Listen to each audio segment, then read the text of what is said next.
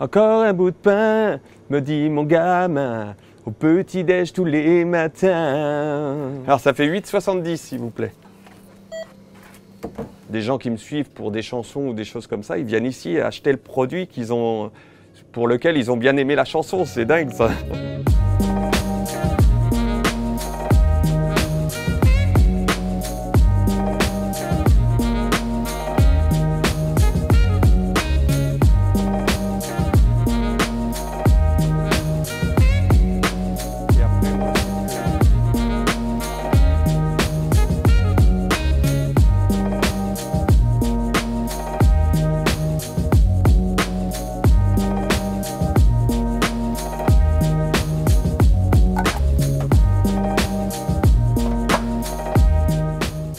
C'est au feeling les vidéos.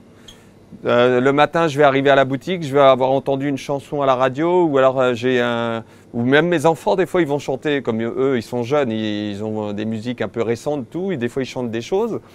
Et je me dis, oh celle-là, elle est bien. Oh, ben, je viens dans le magasin, je prends un produit, j'écoute le refrain, savoir ce qui sonne avec tel produit, je le prends, ou des fois, je prends un produit, je rentre chez moi, puis je l'écris chez moi en faisant ma caisse, ou des choses comme ça. C'est le roux d'or de Saint-Michel, pur beurre à la farine de blé français.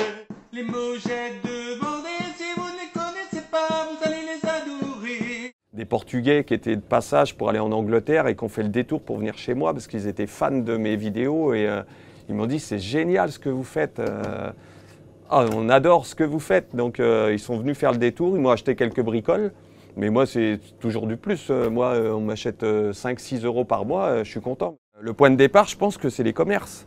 Souvent, quand on vient dans un village, on cherche à savoir est-ce qu'il va y avoir, est-ce qu'il y a une épicerie, est-ce qu'il y a ou une coiffeuse ou un bar-restaurant.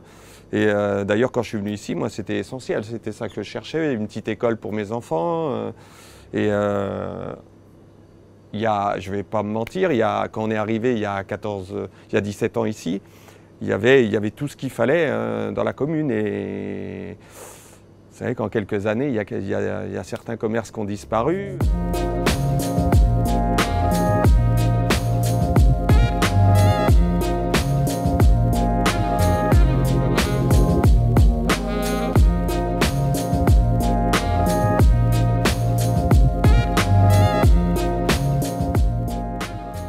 Je regarde chaque produit un par un et je regarde chez des fournisseurs concurrents si j'ai pas des produits qui sont moins chers et de qualité. Hein, parce que là, vous voyez, là, les noix de cajou, par exemple, habituellement, c'est du Belle France.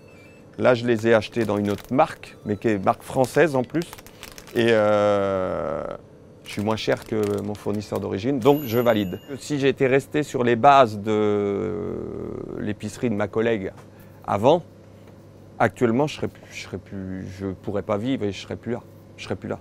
Bon, c'est beaucoup d'investissement parce que j'ai mes heures d'ouverture, mais à côté, là ce matin, j'étais là à 6h30 et j'étais déjà dans mes trucs fournisseurs, déjà en train de négocier avec un fournisseur de saucissons secs, des prix, des tarifs, des lots, et j'arrête pas quoi. Même le soir, quand je rentre chez moi, je renégocie toujours, j'ai toujours quelque chose, je pense toujours à renégocier des tarifs quoi.